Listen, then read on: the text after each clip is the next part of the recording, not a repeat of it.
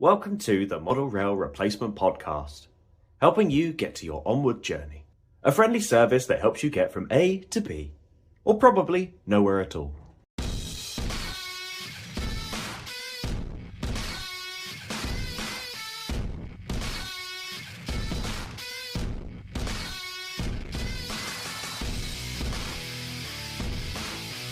Hello and welcome to the Model Rail Replacement Podcast, or as we like to call it, MERP. It's Season 2, Episode 3.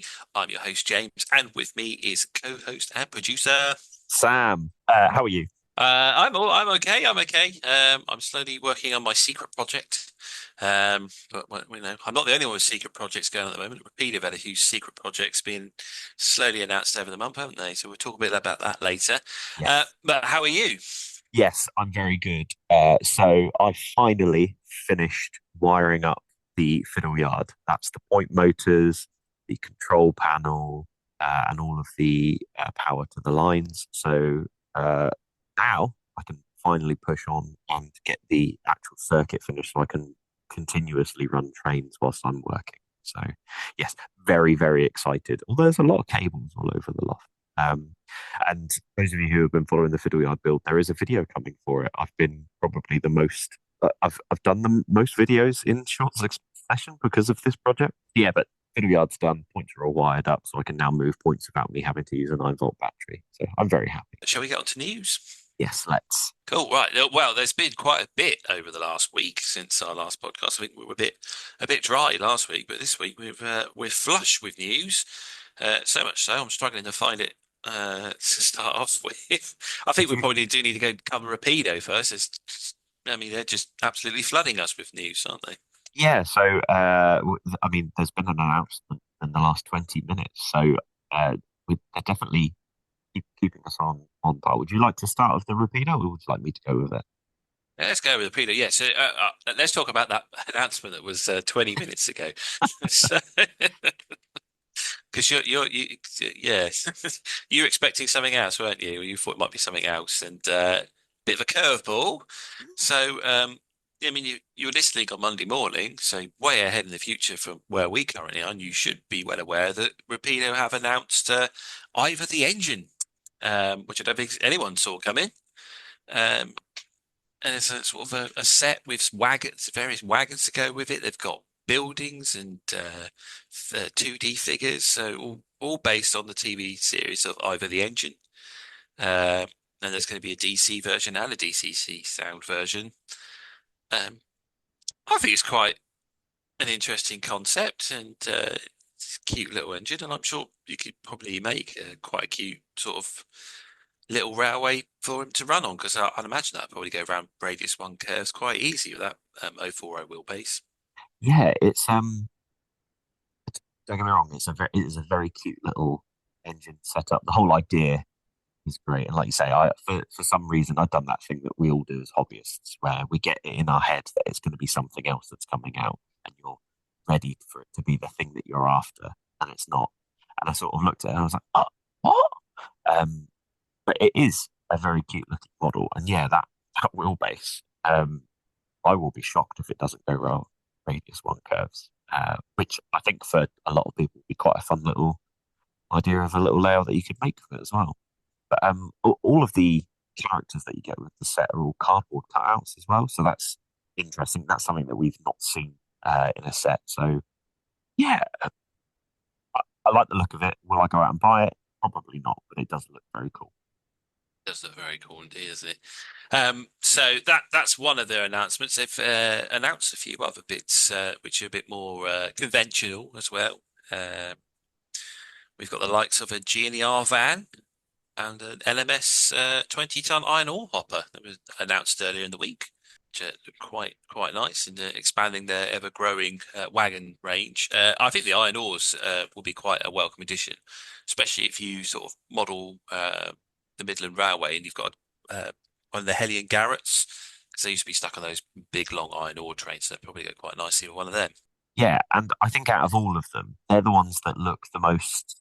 How can I word it? Because there's a lot of times where I'll look at a wagon, and until you spend ages looking at it, you think that's the same as that. Well, that's just the exact same thing as this. But I feel like the iron ore hoppers are the things that look the most individualistic. So I don't think you can get those anywhere else. And they're the ones that I went, oh, that looks quite nice. And you've almost got that. It could go in several. You could broach various different eras with those wagons as well, by the looks of it, because they're almost merry-go-round style hoppers, but they're almost sort of the original hoppers that you got back in the day as well. So I think that's what's so cool about them. Yeah, they do. They've got a nice aesthetic about them, haven't they? And as you say, you've got the van as well, but uh, you can kind of sort of sometimes look at it as a van's a van, isn't it? But I think that it'd probably be quite a welcome addition. I think it's Great Northern Railway, so I'm sure that will be quite popular as well. Agreed. You have also got the Engage Class 45 and Class 46 as one of their announcements, and they do look very, very nice. Yes, yeah, I think we were only just talking about this other week, weren't we? Because we were saying about they'd revealed some engineering samples of the 44. We were sort of saying that the old Farish 45 was a bit long in the tooth and probably crying out for a retooling. And I mean, Rapido were very quick to act on our words because it must have been like 2 days later they've announced that they're making it. So Yeah, it's you're, it's you're nice to know that welcome. people care about the things that you and I are saying and that they're jumping on these almost straight away. That's how dedicated people are to the Model Rail Replacement podcast. I didn't realize how powerful our influence was. So, Yeah, but yeah, I think they're going to be fantastic. They look really good. You've got the various types. You've got the original and the sealed beam coming for the 45 and the 46. And I think there's plenty of liveries to choose from. So definitely, I think something that's going to be welcome to the Engage market. Um, and yeah, look forward to seeing them. Uh, that was everything I think they've announced so far. I believe there is one more announcement left from Rapido from their various advertisements. So I have to wait and see on that one. But they also released their Lomax last week, which is a new wagon, and this time they've had a couple of exclusives made as well. So AGR models have I think it's an Northeastern based Lomac as their limited edition, so you can only get it from AGR models in Leighton Buzzard. And then Tony's Trains of Rugby also has a limited edition wagon of the Lomac in Great Central Railways livery. I think when he was telling me, it's 75% had already sold. So if you want to get either of those, you probably have to be quick and obviously go direct to one of those retailers. Right. indeed. The other thing that Rapido have offered is they announced yesterday that they are going to start doing custom painted wagons at £50 each. Jokes were made. Someone commented on the post I shared of it saying monorail replacement podcast wagons.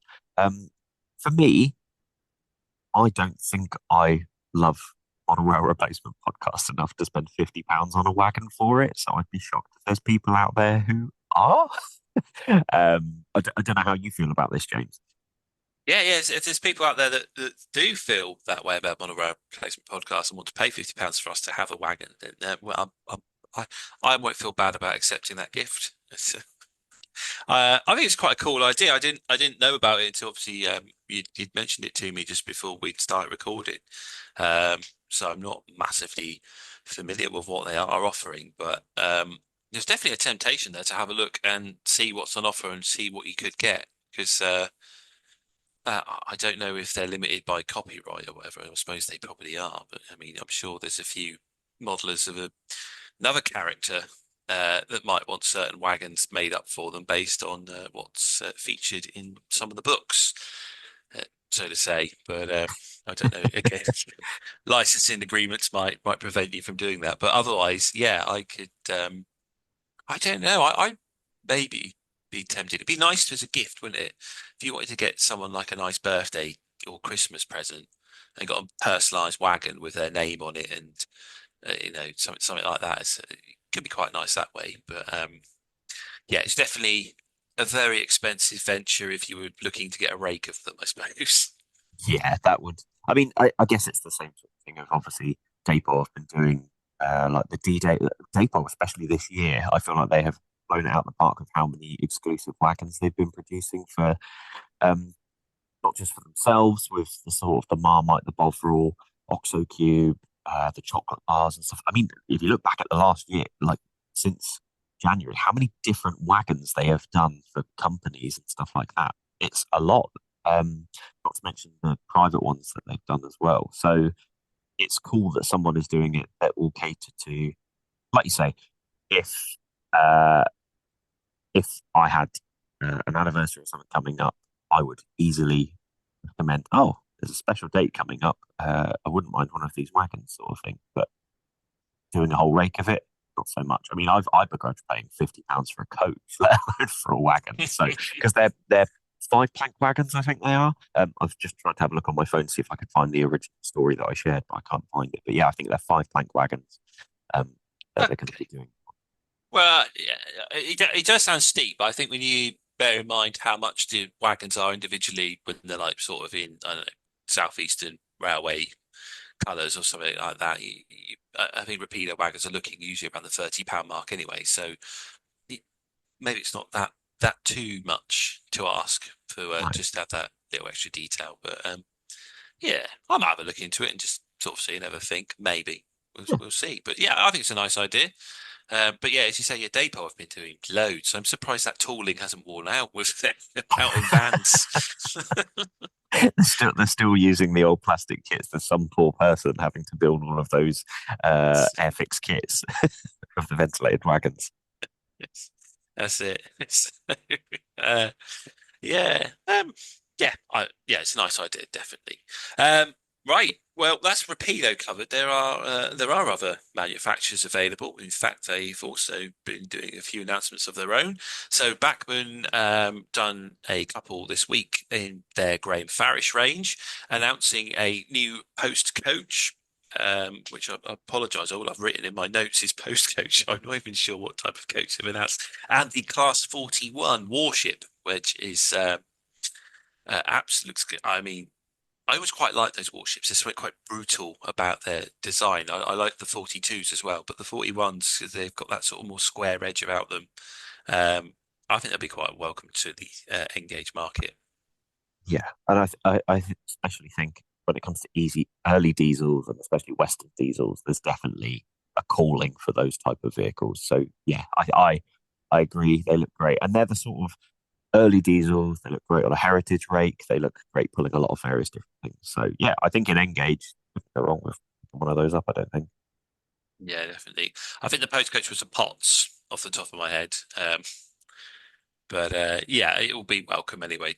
Obviously, I like there's definitely a sort of love for mail trains from the Bachmann corner at the moment, isn't there? Yeah, with their recent autumn announcements, they've certainly done a push on mail trains and stuff like that. Yeah, So definitely. yeah, you could easily see those flying around. So yeah, I've just dug around. I've found the information. It's a POT, so it's a post office tender stowage van coming out in the Farish range. So yeah, 2 exciting Engage announcements, obviously made at the International Engage exhibition over the last weekend. So that's Bachmann. We're going to go a little different now with Marklin and Trix, who've teamed up. Now, they've already produced Flying Scotsman in HO, but she's to make a return in Wartime Black. I don't know if you saw the photos of it. I did. It looks absolutely gorgeous. It does. I'm just a little concerned about the colour because I don't know. Maybe it was like the photo Rails used because I've sort of on the email it looks a little bit more black, but there was on the Instagram post it looked like a charcoal grey, which was like that's not wartime black at all. But Although it otherwise, does yeah, look nice in a grey as well.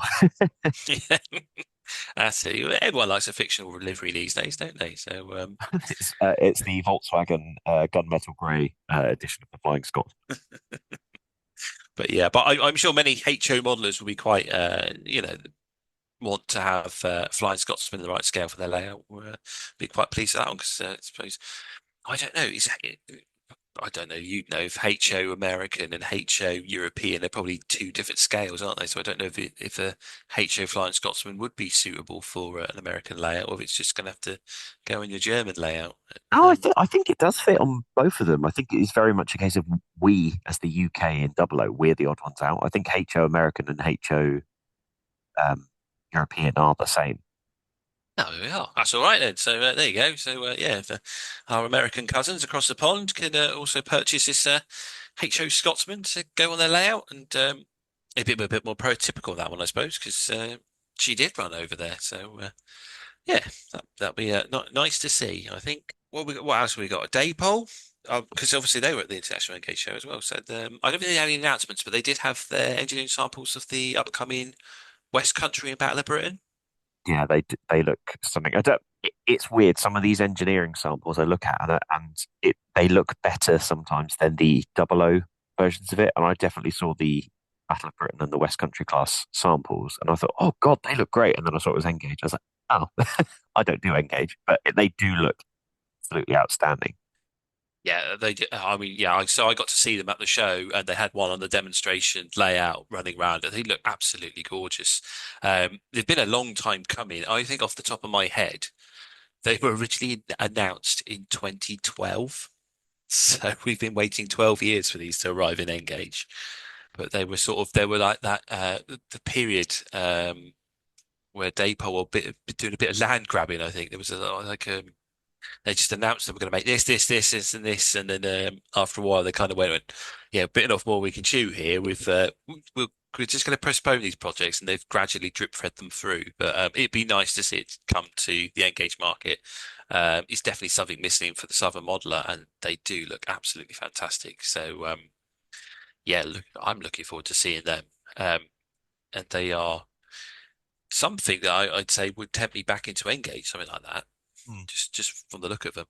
Well, I know you've Um, said that you'd love one of those in O gauge, so that somebody bringing it out in N gauge, I'm sure, would absolutely tempt you, no problem. yeah, and the advantage there is Daypal do O gauge, so you know if they want to upscale it, I will certainly put in a pre-order for at least one. Uh, just saying, if you're listening, Daypal, just saying. But yeah, right, we have two news stories. Let's go. We got loads. Akira Scale have announced another Class 60 in their exclusives range. This one is in the Devon Cornwall Railways grey. I think it's Thomas Barnaby off the top of my head, the named Loco. Looks very nice. So you're now spoiled for choice for Devon Cornwall's Railways locos because Cavalex are also covering. I don't know if they're covering the same loco or not. I haven't done enough research and apologise. You just have to Google it yourselves if you want to find out. But yeah, another nice looking 60 coming from Akira Scale. Yeah, the more that the 60s go on, the more I look at them and go, oh, they do look quite nice. And then I've had a lot of cab ride videos on in the background recently, and a lot of them when they stop at Eastleigh, there's a far more Class 60s at Eastleigh than I ever thought there would be. So that might be something to tempt me. But yeah, no, it does look beautiful. It's such a weird livery in the sense that it's quite stark, but it's still imposing and a nice livery to see locos in as well. Yeah, definitely. I think it's a very nice livery, and I think it suits the 56 really well. And when you put them with those royal blue wagons that they pull around, there's something about that sort of setup that looks really nice. It's something about it. So yeah, I think it will definitely be a popular one for collectors out there. I can't see that one um, lasting too long in the pre-orders, so probably need to get in if you want one of them.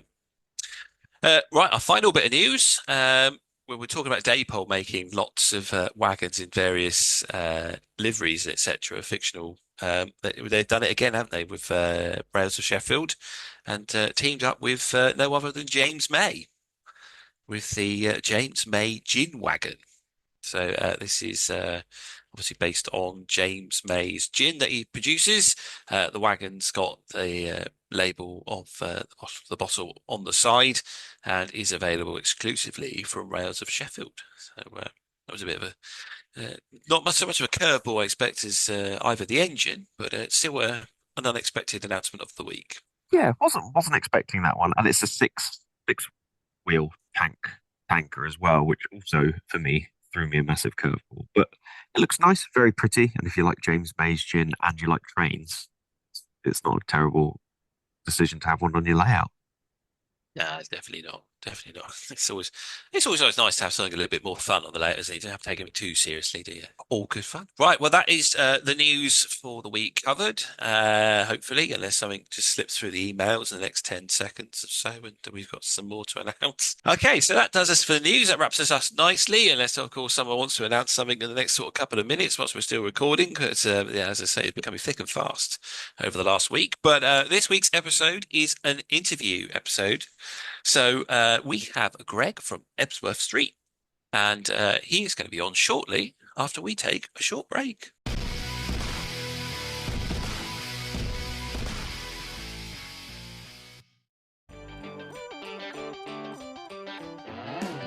Look at that! You see that there?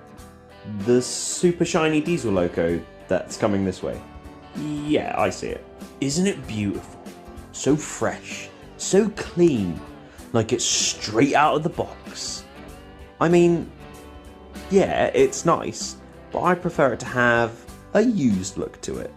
In an ideal world, that would be nice, but I'm sure the owner doesn't have the confidence, skill or time to undertake such a job. Then why don't they just send it to Emperor's Path? Emperor's Path? Yeah. SBJ has years of experience in model railways and wargaming, the ability to meet your weathering needs, and works with you during the whole process to ensure the project is how you want it, not like it's come through a factory. Come on, that must cost a fortune. Not really. He offers different levels of weathering at really affordable prices.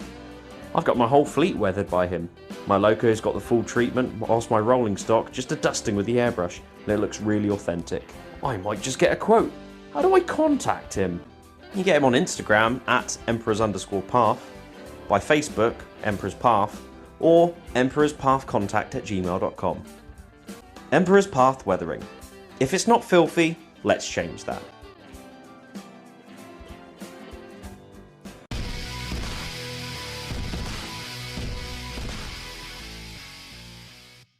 Okay, we are back and we have our first guest of season 2.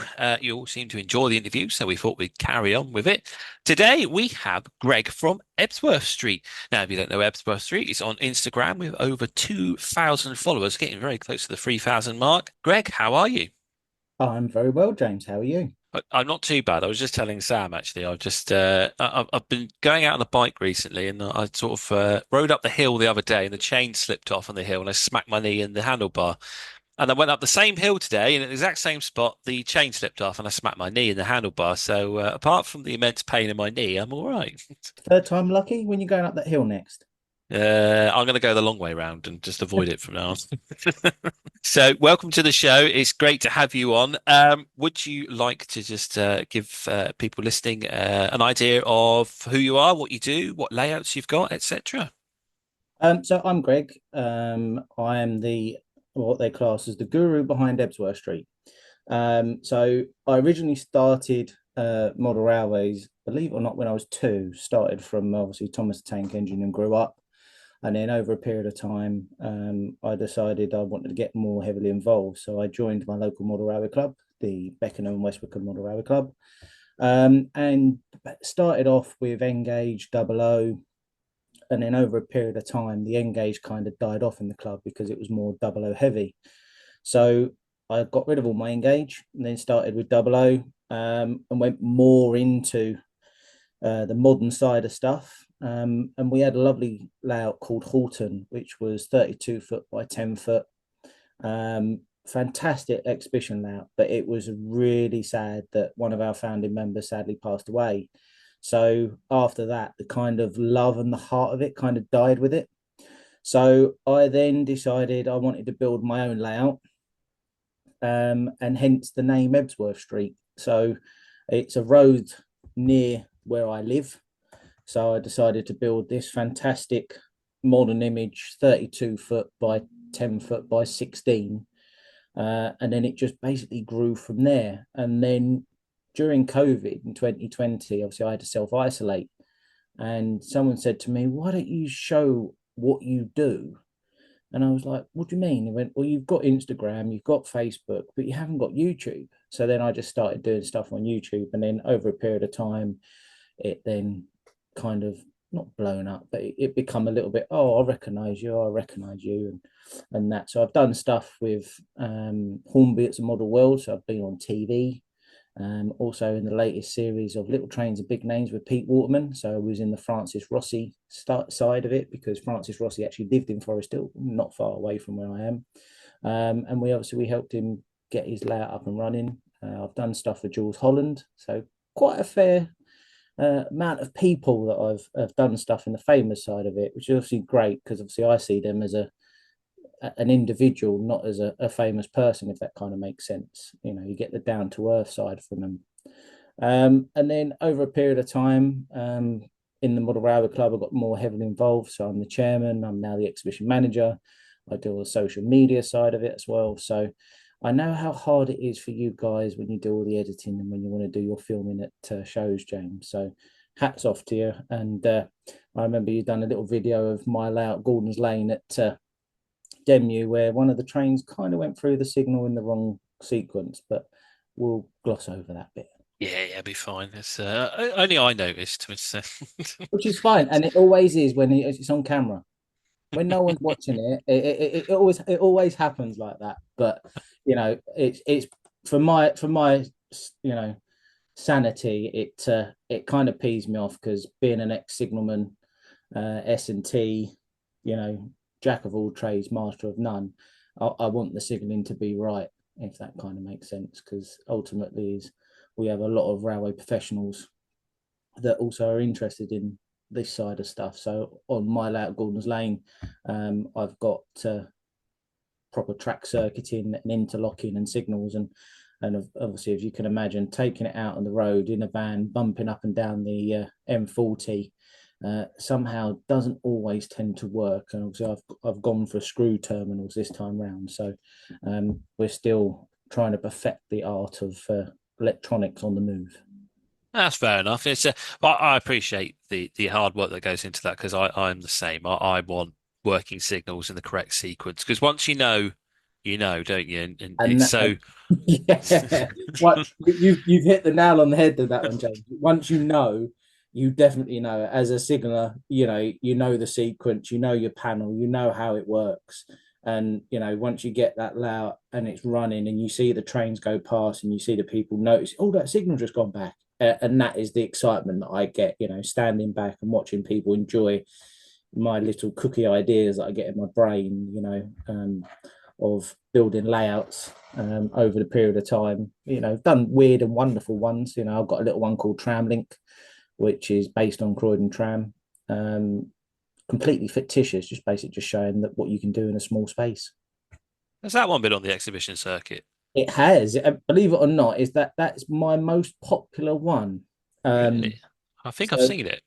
It was at Getz last year, which is obviously Great Electric Train Show for you, if you don't know verbs of abbreviations that we use. It was a short notice stand-in. I got a phone call from Mark Wilde, the editor of Hornby magazine, on the Monday, saying, "Do you know anybody's got a small layout that they'll be able to bring to the show? We've had one drop out." I went, "Yes, but I need an extra hotel room." He went, "Don't worry, this layout had a hotel room booked, so we'll just change it and put it through." So I was quite lucky in that respect to take it there unannounced. So we actually had 3 layouts at the Great Electric Train Show last year. I had Gordon's Lane, Staple and Ash, and Tramlink. Oh, that's quite impressive. Yeah, that's where I saw it last year at Getz last year. So that's very cool. So yeah, you've definitely got a huge modelling background there, and you're obviously very committed to the subject. But we're going to go back into the swing of things and ask you our usual round of questions, and start off with steam, diesel, or electric. So this one's been quite a tough one. When Sam sent over the questions pre-hand to give me, that little bit of a thinking time of what I'm actually going to say, is predominantly I've been quite a diesel person as I've been growing up. But when I started my career at Waterloo, I kind of began to love the 450s. And most of you all know that I built Gordon's Lane after my grandfather. So I'm going to go for an electric on this one, mainly because you've got the 450s, And who can't love a little noise of the 450 whirring as it's just pulling out the platform and then taking a good long speed out of Waterloo. That's fair enough, and you'll make Sam happy there to know that electric's off the starting blocks for season 2. So Oh, uh, I'm so happy. I know that myself and Danny will now be sat here going, yes, one of us, one of us. So you're starting strong, Greg. Always, always. cool. So as you mentioned, you've done Engage, you've done Double O. Do you have a favourite scale? Was there anything you dabbled in, So, or anything that you look at and go, wish I could model in that? so I had dabbled in O gauge many years ago. I had a 37, I had a Deltic, um, and I had a 33 and a 47. But my kind of interest, because I got really heavily involved with the club, they focused on double O at the time. In the Engage, there was only like 2 people.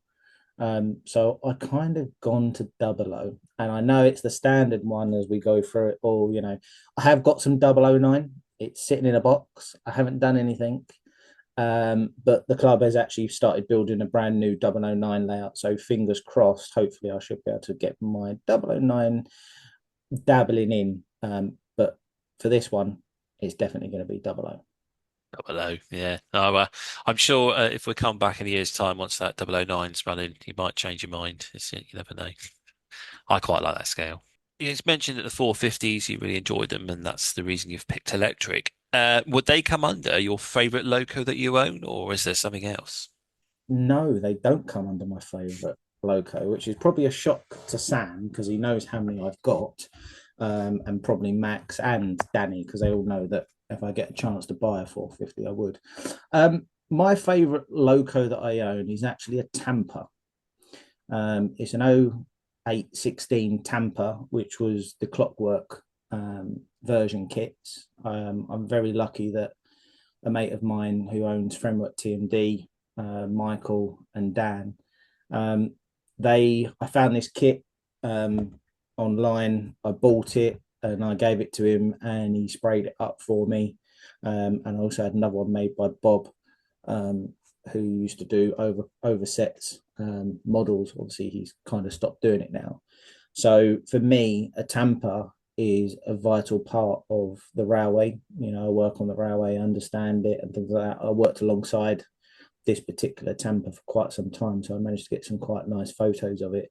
And I think once you want something so badly, you go out and you try and find it, or you scratch build it. Now, Michael and Dan over at Frenwick TMD, they scratch build all their overhead line equipment, their MPVs, the mobile maintenance train, which is absolutely fantastic, and some of the really big Tampers.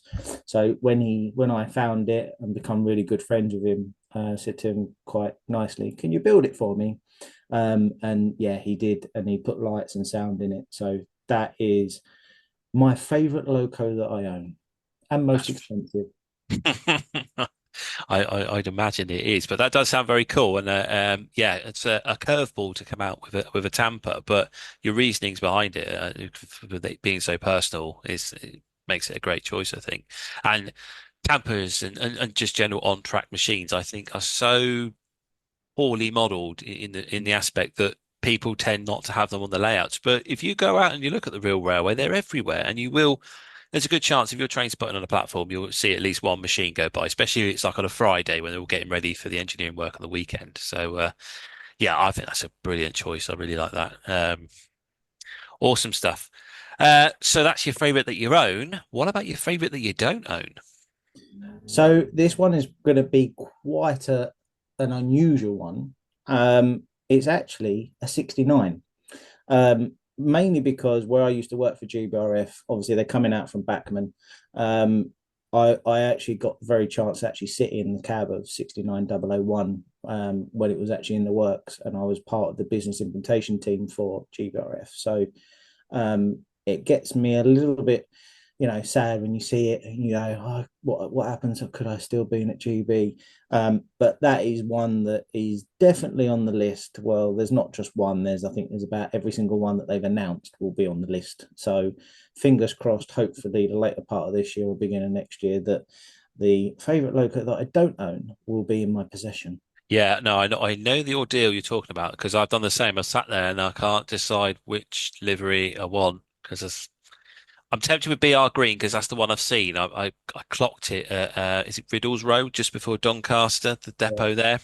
That's the only one I've clocked. I'm tempted with that one, but I quite like the large logo BR Blue because I think that go quite nicely with the new Curacao large logo BR 66. But Well, in the Kent region, obviously, because I live in southeast London, you get to see the 69s quite regularly. They're on the Eastleigh to Tunbridge tippers, which tend to go for around about 9:30 to 10:30 around where I live. So it's nice to go down there. Sometimes my mate's driving, so he gives me a couple of tones as he's coming through, which is always special. Wake up the neighbours.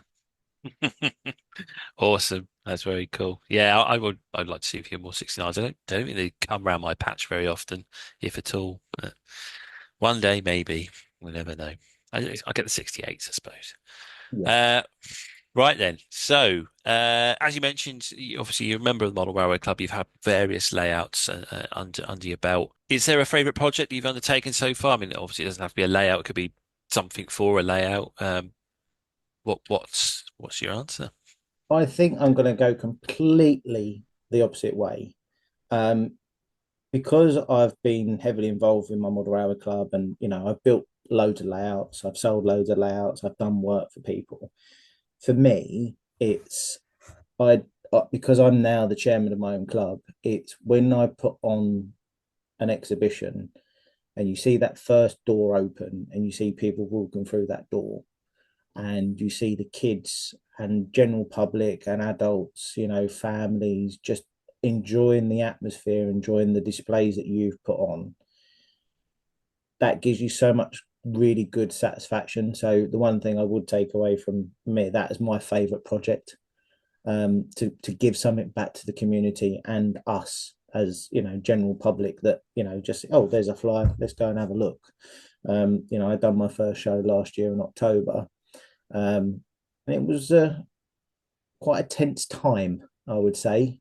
And obviously this year alone, it's going to be the biggest one-day model railway show in southeast London. So that's my favourite project, which I'm sure you probably got some other little questions to ask why.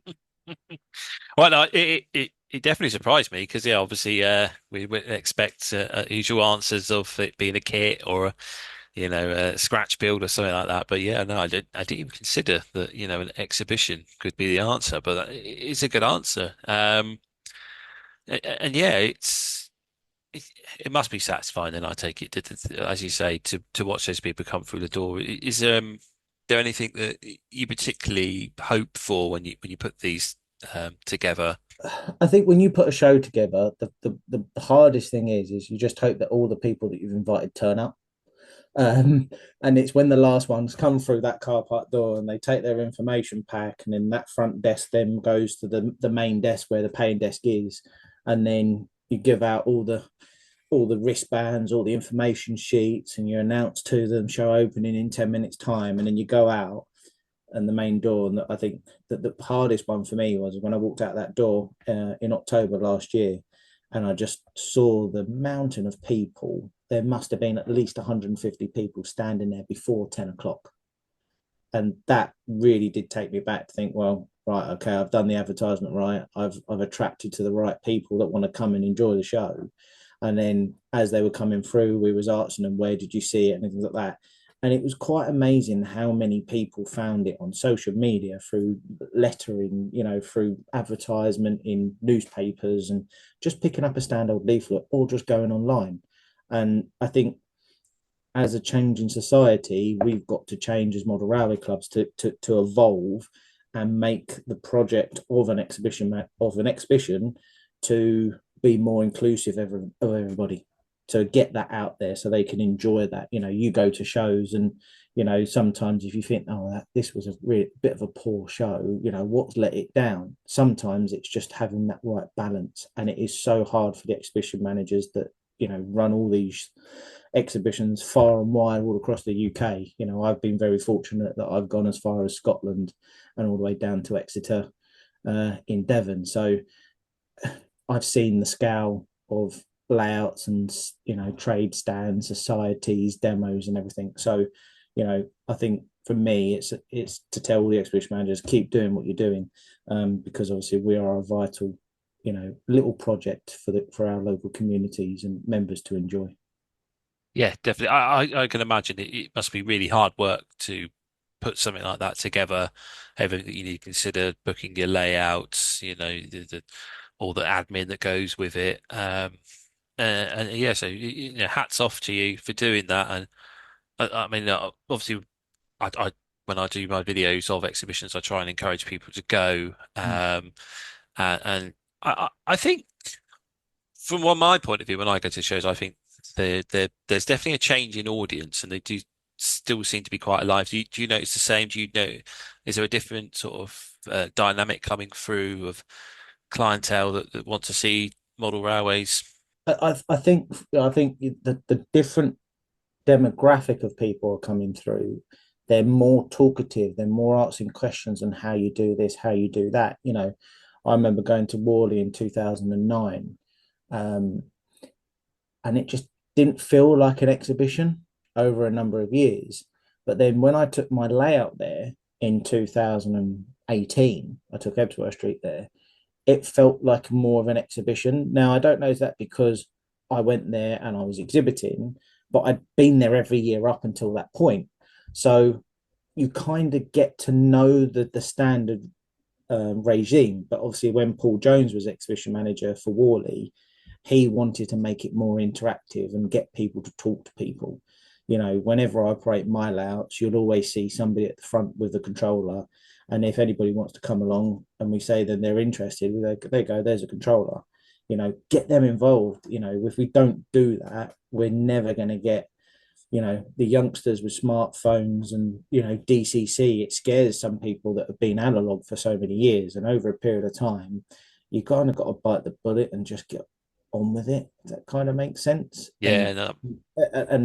And we've got to approach it in such a way that everybody enjoys it.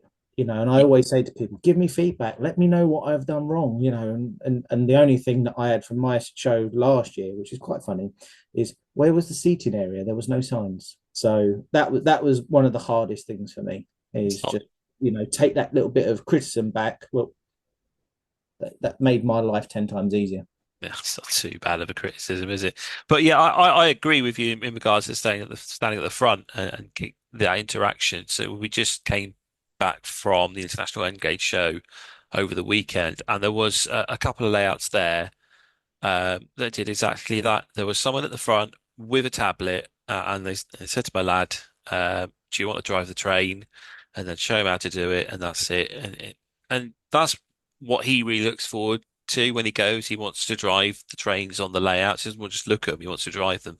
And yeah, so yeah, that encouragement to have a go and let people interact with it, I think it is important. Yeah, I'm totally with you there. Ideas for other people in the future, if there are any other exhibition managers are listening.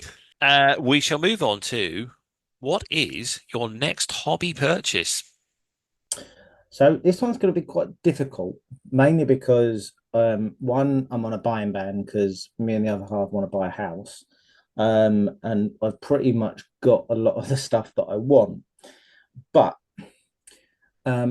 believe it or not, obviously Acroscale did kind of put out another GBRF loco as their exclusive, and it kind of accidentally went in my basket a couple of weeks ago, which obviously I was going to use for this, but I can't now because I've already paid a deposit. So I feel that's a bit of a cheat to say, what is your next hobby purchase? Honestly, I don't know, but I've got a sneak suspicion that it's probably going to be a 37, one of the new Bachmann 37s, and I'm going to get it resprayed into a lovely 37901 as a little tribute to a mate of mine who drove it. So I think that's going to be my next hobby purchase. We'll move on to what is your favourite part of the hobby? So my favourite part of the hobby, believe it or not, is ballasting. I've ballasted so many layouts because I know so many friends think it's such a mundane task.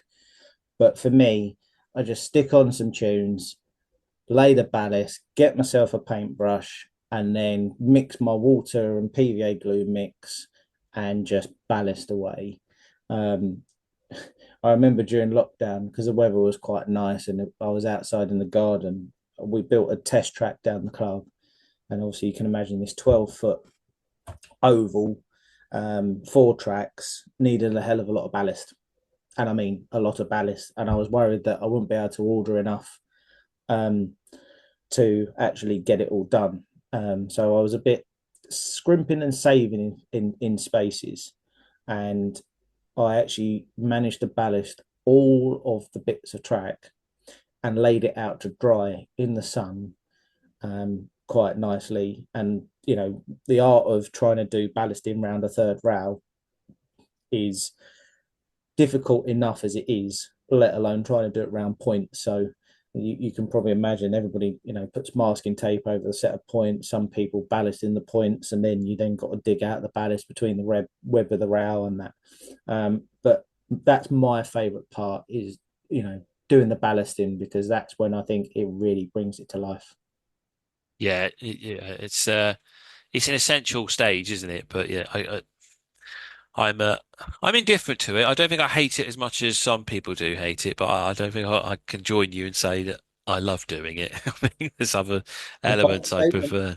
But yeah, no, it's definitely a bold statement. But it's fair enough. It's each to their own, and at least your club has someone that enjoys ballasting, so that you've probably got membership for life there just for that, right? Oh, absolutely. The amount of people go, oh, I've got this loud at home. Can you come down and ballast it for me? Or, yeah, or can I bring it up the club, you know, one of the workshop days, and you sit there and ballast it? And yeah, come on in, bring it up. As long as you've got the ballast and all the stuff, it's fine. Excellent stuff. I shall keep you in mind when it comes to ballasting my layout. That's Yeah, all I not can a say there. problem. I'll give you the number. It's fine. Excellent stuff. Excellent. Cool. Right then, Greg. So, obviously, I think you probably, as I said earlier, got quite a few layouts under your belt. Is there another project on the horizon? And if so, what would be the one thing that you're going to need on it? So there is another project. It is around about 80% complete. Um, and the thing that I really need for it, which I haven't bought yet, and which I find is one of the most mundane tasks, is the third rail. That kind of gives it away. It's going to be another third rail out, but this time it's going to be a little bit more ambitious. It's actually going to be roughly around about 36 foot long by about 12 foot wide, big roundy. Wow. But I need quite a lot of third rail, and I'm putting it off until I've got to that point where I've done all the wiring, all the signaling and everything else. Then I know I can then just focus on then putting the third rail down, and then on to my favourite part of the hobby is ballasting. Yeah, I can imagine third rail installation must be quite difficult. It looks fiddly. It's very tedious. So what I tend to do is I use the Pico stuff, which is absolutely fantastic. So what I do is I tarnish all the rails first, and then I sit there with a pair of clippers or wire cutters and cut all the chairs off and put them into a tiny little pot. I think when I done Gordon's Lane, I think it was about 2 packs. Well, this is going to be 4 tracks over 32 foot long. So you can imagine every fifth sleeper for 32 feet. It's going to be quite a number of chairs and quite tedious of sitting there pushing them all on, and then drilling the holes in the sleeper to then fit them down every fifth sleeper, and then doing the drops for the third rail. And I'm not doing any fancy side floater sort of things. I don't know if you agree. I found doing mine the biggest problem with the third rail was actually the bending over to drill all of the pilot holes for Yeah. each individual Oh, chair. I found the putting the chairs onto the sleeper quite therapeutic, putting on the rail, sorry. But as soon as it came to having to drill the holes, I lost my mind at that point.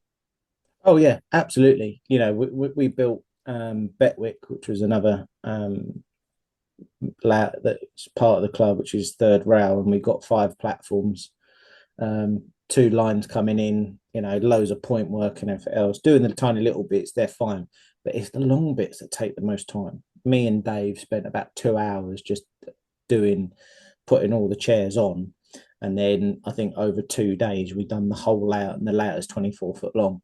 So you can imagine, if it's just you doing it, you think, oh, another hole, and it's counting the sleepers. The amount of times I've gone over 6 or 7 sleepers is unreal. But if you look out there, really, they're normally every 5 sleepers, which I try and keep to that in model form, just so you don't get that dip.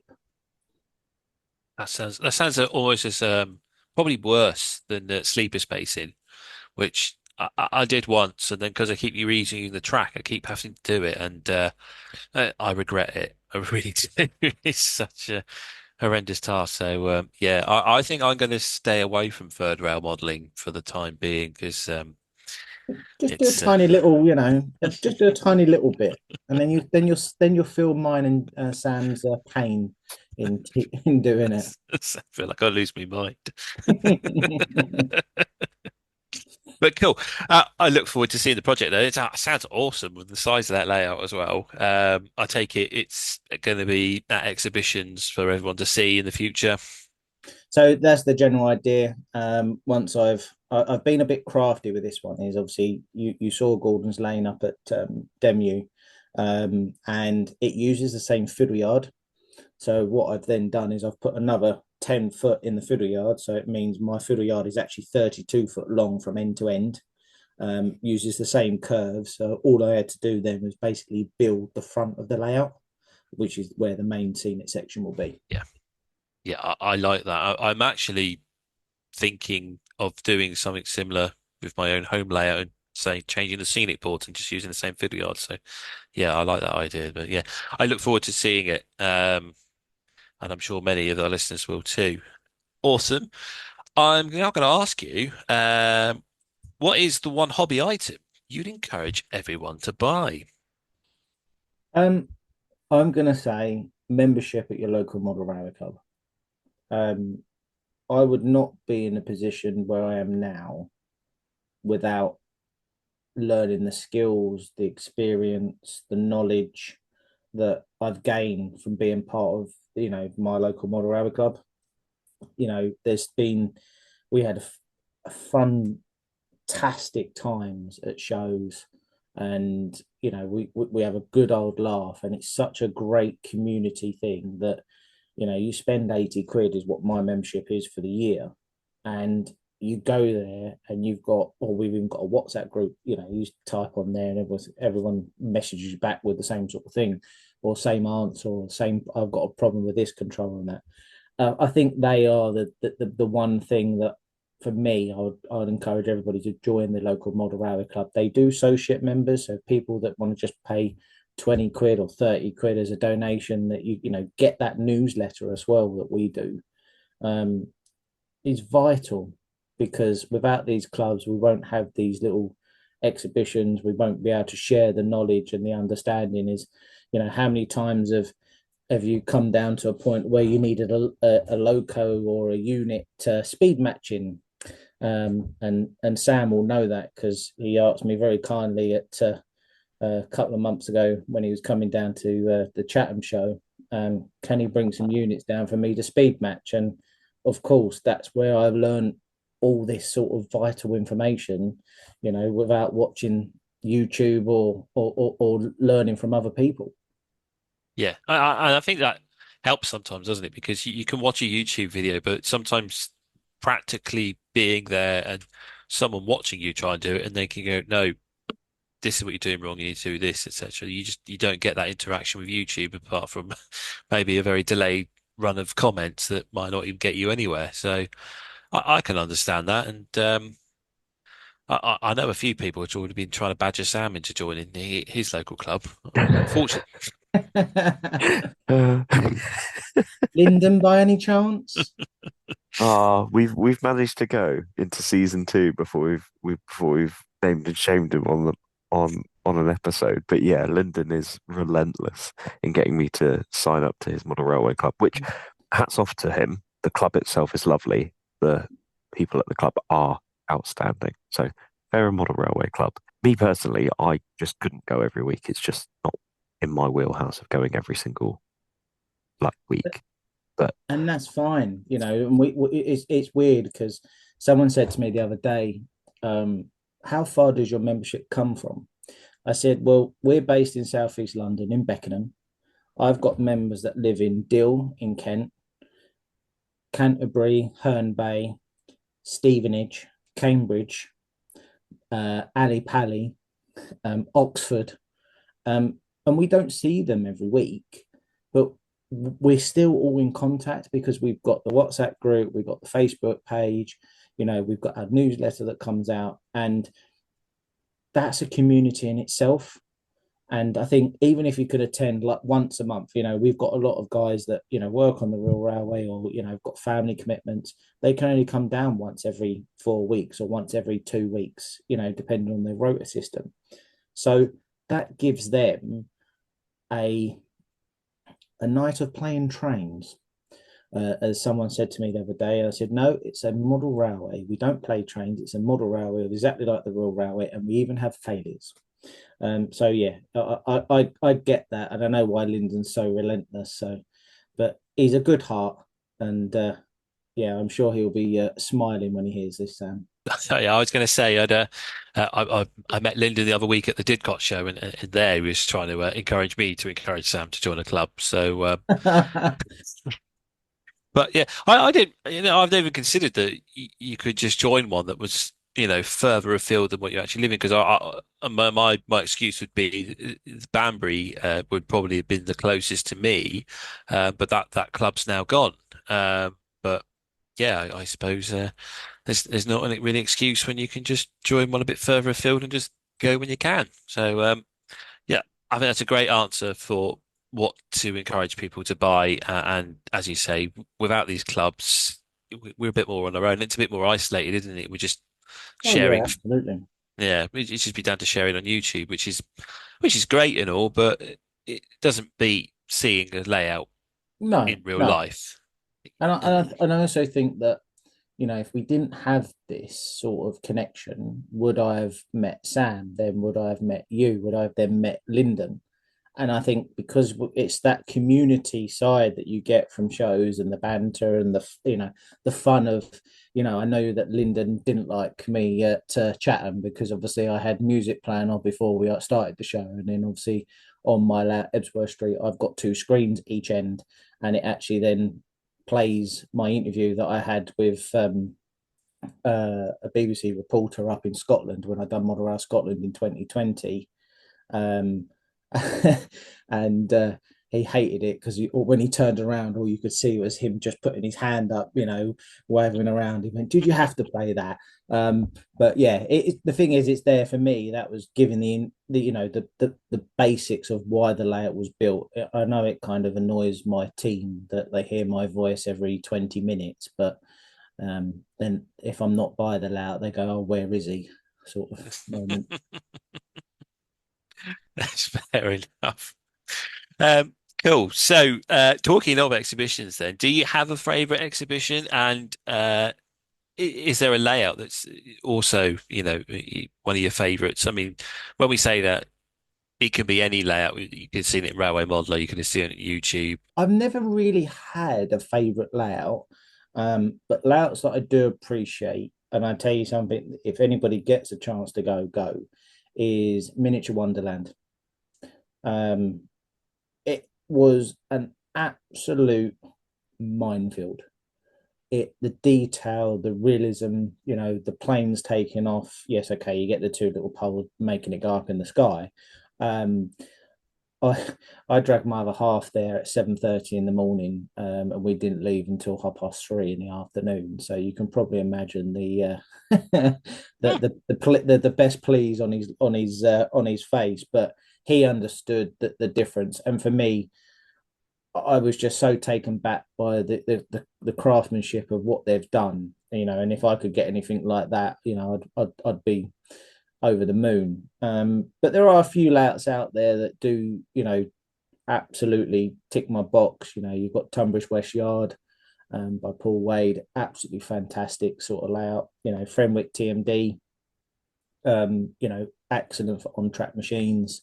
And I also think that, when you've got that sort of difference between a layout and a home layout, I like to see people's creations in that respect. I know Neil from Little Layouts has, built Swindon, and I remember him showing me the plans for it, and I said to him, wow, that is some incredible layout. And you can see that, that the time and the detail and the absolute dedication into these exhibition layouts to get to go out on the road. I think one of the highlight for me, and I probably said too many for exhibition layouts and home layouts, is just seeing how people engage with the exhibition layouts, and the importance of how we show ourselves as a community to other people that just come by and just step in to take the family out for a day out. But yeah, that's they're my layouts and favorite layouts that I do like. There's some great layouts in there. I've seen a few of them, and you say I think we shouted out Tonbridge before, and definitely talked about Spirit of Swindon, which, having as I said, signalled Swindon. When I look at it, like you say, the level of detail is, I instantly recognise every bit of that track plan, even though it's several years before my time of working it. It is incredible. So those are the layouts. I'll ask the question of favourite exhibition, but from a point of view of I seem to have done a lot of exhibitions. Is there a favourite one from being an exhibitor? I think believe it or not, when you roll up to nearly 25 shows a year, nearly one every other weekend can be quite tedious at one point. I think my favourite exhibition, I'm going to be totally biased now because I am now the exhibition manager of DEMU, but it is DEMU, Diesel Electromodels Unite. I've been going since the early 2000s, and it's been an absolutely fantastic show for the D&E modelers. I am a D&E modeler, and I've just taken over as exhibition manager to try and give them a bit of younger blood into the hobby, and guide them into their new way that they want to take the society. I've seen some fantastic layouts there. I've seen some excellent models, buildings. I remember Graham sitting there with his 2 mil fine scale of Southeast London, and it was exactly like you'd see, and you've then had Dan there with his fantastic units, and then you've seen Dead Man's Lane there, based up on Derby Works, and that really does show the hobby in a completely different light. So for me, that is my favorite exhibition. That it doesn't matter what I'm doing, I will be there either on the Friday or on the Saturday or the Sunday for the show, regardless. And obviously, I'll be there next year as the exhibition manager in tribute to one of our long-mended members that sadly passed away.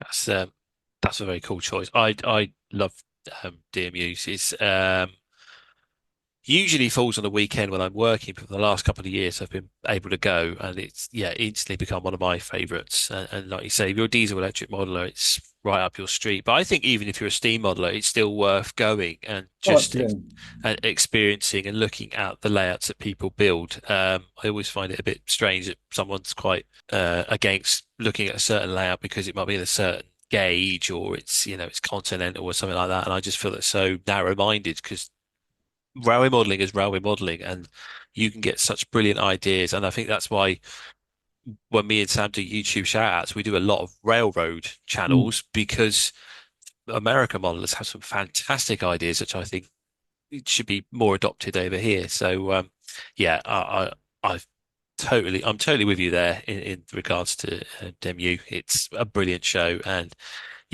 people next year, if you can get to it, go to it. It is such a great show. At Sutton Coldfield, I assume, still the same venue? Yeah, at Sutton Coldfield in the town hall. And fingers crossed, hopefully it will be a really good show. Well, I'm not biased, but yeah, it's going to be a good show. Well, it was definitely bigger this year because it moved into the Bedford suite as well, didn't it? So that was one of the nicest little things. They wanted to do something different and to try and get some more space. So a little bit of an exclusive. It's going to be called the Backman Suite for next year. Oh. I don't know if I should be offended or not because I grew up in Bedford. So I'm sorry, but that's already been agreed. excellent stuff. Cool. Right. Greg, it's been an absolute pleasure to talk to you. We're coming to the end of the interview, and we always ask this question, which usually someone surprises us with an answer we weren't expecting. So, no pressure, but what's your favorite resource? I don't really tend to look for a lot of resources in one area. I'm pretty much, if I like something, I'll go Google it. I'll Google Earth it to see what it was like.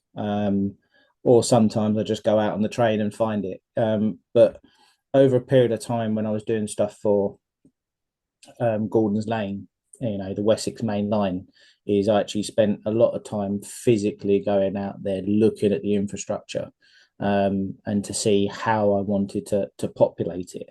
But over the last couple of years, I think the Instagram has been a huge and vital tool that I've used to try and get a lot of information from.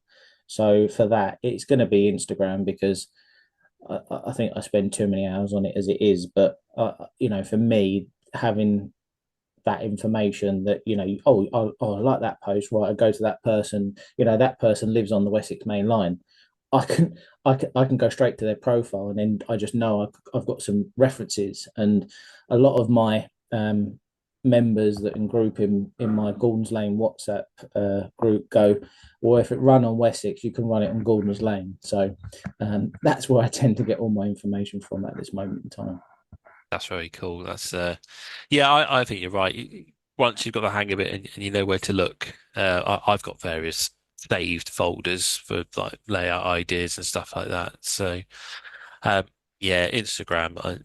We've shouted it out before, and other people have said it. It's definitely a great resource for those that haven't looked. And on the plus side, anyone listening that hasn't looked at Instagram, go give it a go. There is some dribble and nonsense there, but once the algorithm learns that you'd like to just look at trains, it just sends you lots of train stuff. So Yeah. then you can give the likes of us a follow on Instagram. Greg, it's been absolutely fantastic talking to you. It's been a real pleasure to have you on the show.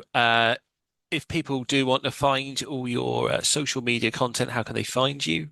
So I am on Facebook and Instagram, and it is Ebsworth Street. Simple. It's in the name. Simple as that. Ebsworth Street, Facebook, Instagram. Excellent stuff. Okay, right. We're going to take a short break. Me and Sam will come back with our social media shout outs. And Greg, wish you a good evening and hopefully see you again soon in the future at one of your exhibitions. Lovely. Thanks, James. Thanks, Sam. Thank you very much.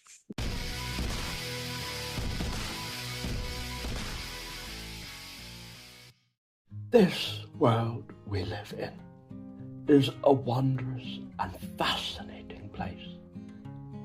We stand on the brink of greatness and a chance to make a real difference in this world. Two people who are not making a difference in the world are James and Sam. So great are their egos that you can now support them on Patreon from $5 per month to just show your support. You too can watch the model railway world burn under their narcissistic natures. Head on over patreon.com/Model Rail Replacement Podcast.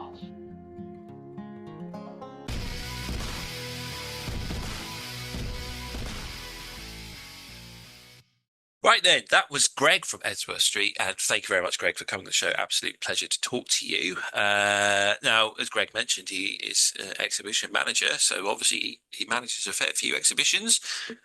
He's got one coming up, hasn't he, Sam? He does. So on Saturday, the 19th of October, 10 a.m. till 4:30 p.m., the Beckenham and West Wickham Model Railway Club will have their annual show. It's a one-day show at the Forest Hill Boys' School in South London.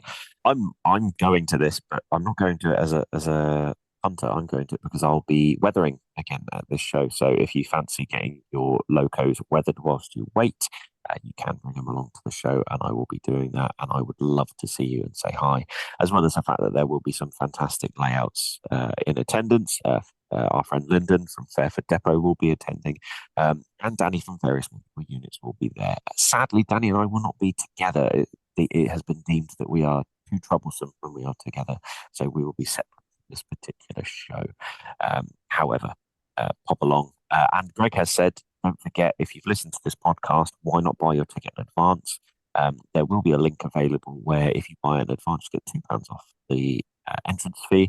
And likewise, there is a QR code be on the post that we share of the show as well. And worst case, if you're struggling to find those, drop me a message and I will give you the link so you can get £2 off your entrance fee in advance. Very nice. There you go. So yeah, it pays to listen to the Model Rail Replacement podcast, unless you're trying to listen to it through Amazon Music, in which it never seems to work. So apologies there for anyone who's ever tried to do it on that. Sounds like it'd be a good show, I reckon. So definitely get yourself down there if you can. Right then, shall we move on to our social media shout-outs of the week? Yes, we shall. Be going first. I'm going to go with Old Oak Trains. Now, Old Oak Trains is effectively a train spotting channel with footage from the eras that I model in the 1988 to 1990 to the late 2000s, stuff like that. The video that I would urge you to watch is there is a Class 73s in action video compilation. So if you like your shoebox, and especially in the 88 to 1990 period, there's some fantastic videos of them all around the London area. And I got to see, now there is apparently a semaphore signal area, I can't remember off the top of my head, but there's still some semaphore signals in London during the time that this video was shot. But the thing that I found most interesting was, you're looking for an unusual working on a Class 73.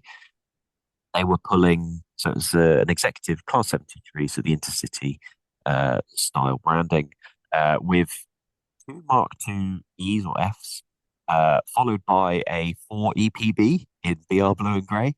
I thought that was quite the interesting lineup that it was pulling in that video. Whether that was an official working or whether it was something going to the depot or a yard or something like that, I'm not sure, but it did look cool. So yeah, Old Oak Trains on YouTube. Really fantastic. They've done sort of compilations of 73s, 33s, 37s. And I think they did a 21 as well.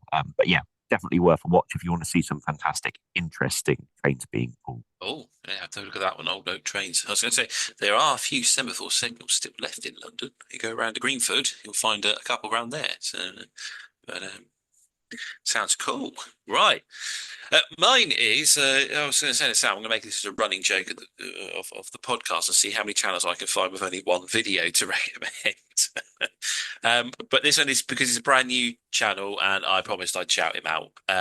So it's Tony from Tony's Trains of Rugby has now started his own channel. He's just got the one video of revealing his limited edition Lomac that he's done with Rapido trains. But Tony promises me that he will be doing videos on a new layout build. So sounds like it'll be very exciting. He's got his current layout on the video and it looks very nice. So he's only on 43 subscribers when I last checked. So get yourself over to there, have a look at that one, and help Tony build his channel, because talking to him, he's got a few exciting things planned over the next year. So definitely worth a subscribe, I'd say. I've found it now and subscribed. So there you go, Tony. I'm interested in seeing the rest of your layout. Yes, it's Tony's Trains of Rugby is the full channel name. So yeah, that definitely be an interesting one to see. So yeah, I've got a few other YouTube channels lined up for shout outs in future weeks, which have got a few more videos than just the one. But that's my one for this week. Anyway, I suppose all that's left to do is shout out our own YouTube and Instagram. So Sam, if people want to find you, how do they find you? If you want to find me, you can find me on Instagram at Emperors_Path, or alternatively, you can find me on YouTube at Emperors Path. James, how can we get hold of you? You got a new video coming up soon on YouTube as well, haven't you? I do have a new video coming up on YouTube. So people definitely need to find you on there then, yeah. Yeah. Sorry. That's how I threw you there, didn't I? Because you were going to ask me what mine was. You were expecting that. See, this is what I mean when I talked about the show. If we don't stick to a format and surprise people, they don't like it. Bear with me whilst I just do a little table flip. So, James, as well as my upcoming video on the Fiddle Yard coming out, how can people find you? Well, I haven't changed my name. It's still Western Signalman on Instagram and on YouTube and via the email of westernsignalman@outlook.com. But as I always like to remind everybody, we do have our own Instagram page, so you can find us as Model Rail Replacement Podcast. Apparently, I spelt it wrong and hadn't noticed for some time. It's been podcast, hasn't it? Something like that. Someone pointed out. But Sam corrected that the other day. So that might be why you couldn't find it. That's the excuse, anyway. I have dyslexia. I can't help it. Yeah, Model Rail Replacement Podcast on Instagram. Also find us via the email. We haven't had any emails off anybody, so that may be a case I've all spelt that wrong as well. I need to go check. But it's Model Rail RP at outlook.com. So yeah, that's all our shout outs. That's our wrapped up for today. If you've stuck this far, then thank you very much. And I do hope you have stuck this far. It's making a pointless podcast. Pointless podcast? Podcast pointless. But I'll just sign off and say that hopefully we've been informative, entertaining, and have replaced your model railway, if only just for a little bit. I've been James, nearly forgot the slogan, and with me has been Sam. Thanks for listening. This service terminates here. Please ensure you take all of your personal belongings with you.